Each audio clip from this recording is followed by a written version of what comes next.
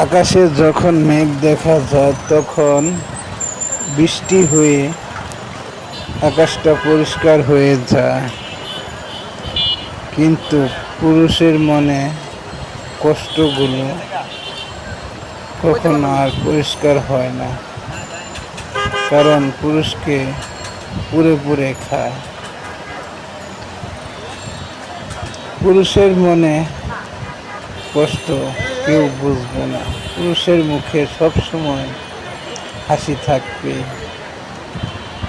কারণ পুরুষের কষ্ট বোঝার মতন পৃথিবীতে এমন কেউ নাই যে পুরুষের কষ্টগুলো বুঝতে পারবে। কিন্তু আকাশ পরিষ্কার ঠিকই হয়ে গেল, কিন্তু পুরুষের